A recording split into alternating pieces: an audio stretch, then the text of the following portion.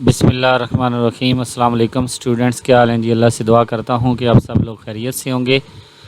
Students, माजरत, मैं कुछ दिन मसरूफ़ था जिसकी वजह से आपको असाइनमेंट टाइम पे नहीं दे सका।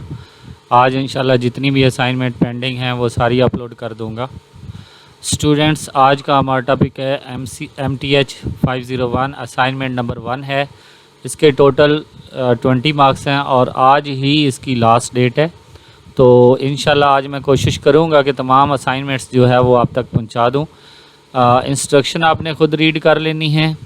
क्वेश्चन रीड करते हैं जी। थ्योरम है, if a is an invertible and n is a non negative integer then an is a invertible and a की power n whole inverse is equal to a की power minus n is equal to a की power -1 whole की power n। हमने ये बताना है कि ये तीनों चीज़ें जो हैं ये इक्वल हैं या नहीं हैं, ठीक है। और हमारे पास ये एक मैट्रिक्स दिया गया है और n की वैल्यू हमें 2 दी गई है, तो हमने ये फाइंड करना है। तो सबसे पहले अगर हम यहाँ पे 2 पुट कर देते हैं तो a स्क्वायर होल इनवर्स और a की power -2 and a inverse whole square, ये हमने तीनों चीज़ें प्रूव करनी है कि इक्वल हैं या नहीं हैं। इनके लिए हमारे पास पहले तो a स्क्वायर होना चाहिए और साथ में a इनवर्स होना ज़रूरी है। ये दो चीज़ें हमारे पास होना ज़रूरी हैं। तो पहले हम ये निकाल लेते हैं, पहले a स्क्वायर निकाल लेते हैं जी।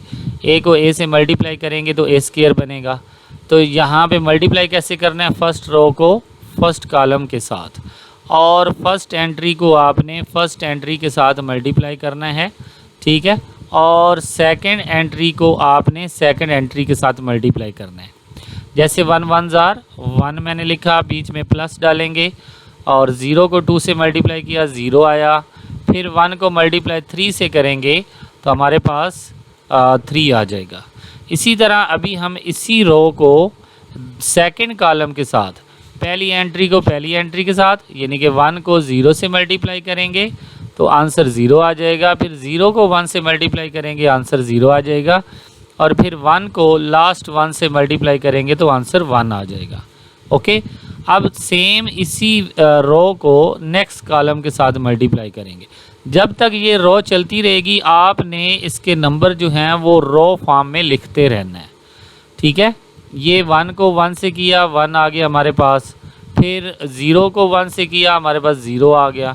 फिर 1 को 1 से किया तो हमारे पास 1 आ गया। अब इसी तरह आपने सेकंड रो को पहले फर्स्ट कॉलम के साथ, फिर सेकंड के साथ, फिर थर्ड के साथ, फिर थर्ड रो को आपने पहले फर्स्ट कॉलम के साथ, फिर सेकंड के साथ, फिर थर्ड के साथ मल्टीप्लाई करना है। मल्टीप्लाई करने के बाद आपने इसको सॉल्व करना है। जैसे ये 4 बन रहा है, ये हमारे पास 1 बन रहा है, ये हमारे पास 2 बन रहा है और इसी तरह ये हमारे पास 7 आ जाएगा, ये हमारे पास 2 आ जाएगा और ये हमारे पास 4 आ जाएगा। इसी तरह ये हमारे पास 8 आ जाएगा, यहाँ पे 2 आ जाएगा और ये हमारे पास 5 आ जाएगा। ये हमारे पास a स्क्वायर की वैल्यू आ गई। ओके, अब हमने निकालना है जी, हमारे पास a इनवर्स है। a इनवर्स के साथ हम एक आइडेंटिटी मैट्रिक्स को लगा लेंगे यानी कि मल्टीप्लाई कर लेंगे। तो अब हमने ये जो मैट्रिक्स आइडेंटिटी मैट्रिक्स है इसको रो ऑपरेशन से हमने इस साइड पे शिफ्ट करना है, यानी कि ये वाला जो टोटल हमारा मैट्रिक्स है इसको हमने क्या करना है, आइडेंटिटी बनाना है और यहाँ पे जो आएगा वो इन्वर्स होगा। अब फर्स्ट ऑफ ऑल देखिए मैंने ऑपरेशन लिखा है जी R2 - 2R1, यानी कि R2 में से R1 को 2 से मल्टीप्लाई करें तो हमने इसको माइनस करना है। पहले तो यहाँ पे देखें, इसको 2 से मल्टीप्लाई करें पूरे को तो क्या आ जाएगा, यहाँ पे 2 आ जाएगा, यहाँ पे भी 2 आ जाएगा और यहाँ पे भी 2, बाकी 0 रहेंगे। ओके, अब हमने R2 में से इस 2R1 को मल्टीप्लाई माइनस करना है तो यहाँ से ये 2 - 2 0 आ जाएगा। इसके बाद ये हमारे पास 1 - 0 1 ही रहेगा। इसके पास हमारे पास 1 - 2 -1 हो जाएगा। इसके बाद हमारे पास 0 - 2 -2 आ जाएगा। फिर 1 - 0 1 ही रहेगा, 0 - 1 0 ही रहेगा। इसी तरह एक और ऑपरेशन यहाँ पे मैंने किया R3 में से 3R1, यानी कि अब हम R1 को 3 से मल्टीप्लाई करेंगे तो यहाँ पे भी 3 हो जाएगा, यहाँ पे भी 3 हो जाएगा और यहाँ पे भी 3 हो जाएगा। बाकी सारे क्या हो जाएंगे, 0 ही रहेंगे।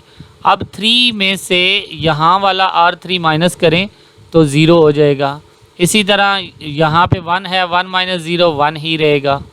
यहाँ पे 1 माइनस माइनस प्लस माइनस 3 करेंगे तो -2 आ जाएगा। यहाँ पे 0 माइनस 3 करेंगे तो -3 आ जाएगा। बाकी वैल्यू हमारी सेम आ जाएंगी। ये हमने ऑपरेशन कर लिया। अब हमने नेक्स्ट ऑपरेशन जो है वो करना है, उसको मैं आप तक पहुंचाता हूं जी। नेक्स्ट हमारे पास ऑपरेशन है जी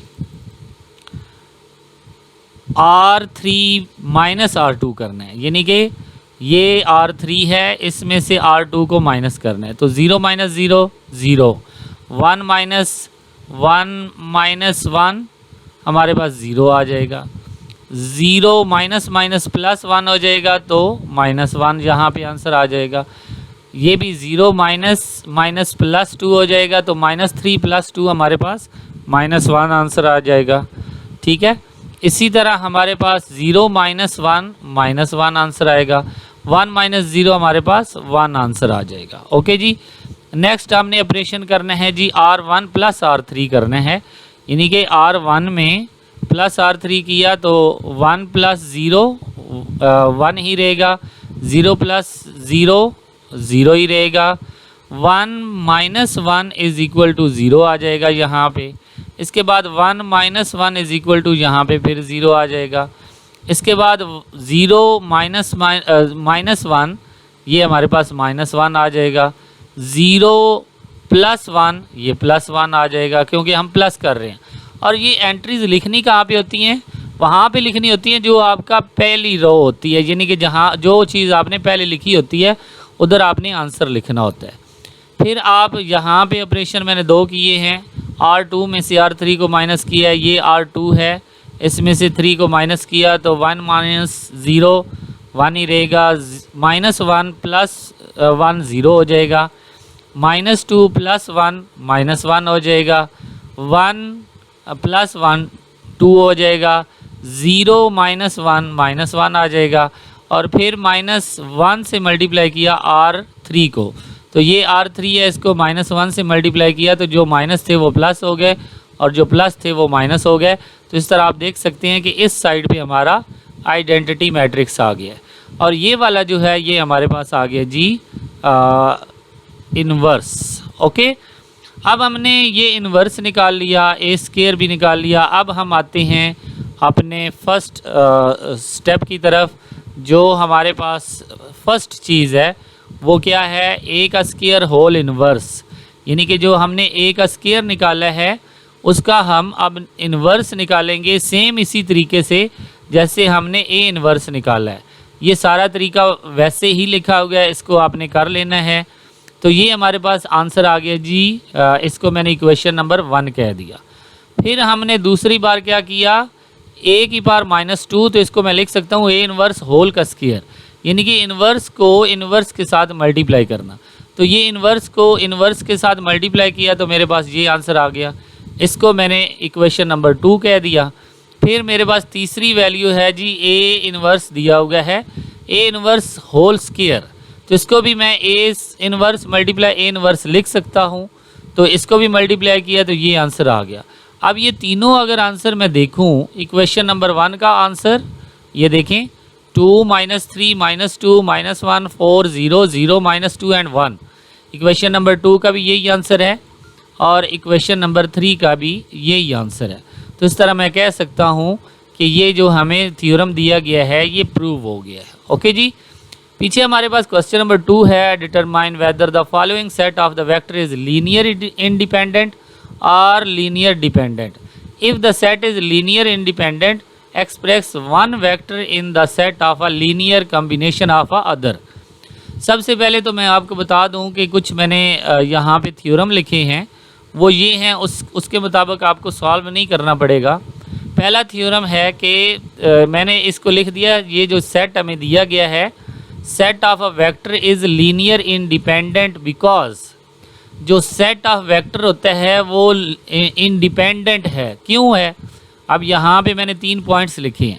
ये डिपेंडेंट तब होना था जब इसके अंदर एंट्रीज़ जो हैं, एंट्रीज़ ये कितनी हैं 1 2 3 एंड 4, और वेक्टर कितने हैं जी 1 2 3 एंड 4।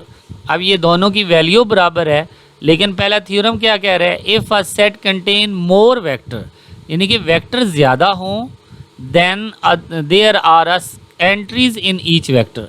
एंट्रीज़ से अगर वेक्टर ज़्यादा हो, यानी कि ये 4 एंट्रीज़ हैं और अगर ये वेक्टर होते 5, ठीक है, तो फिर हम इसको कह देते कि ये डिपेंडेंट है, ठीक है।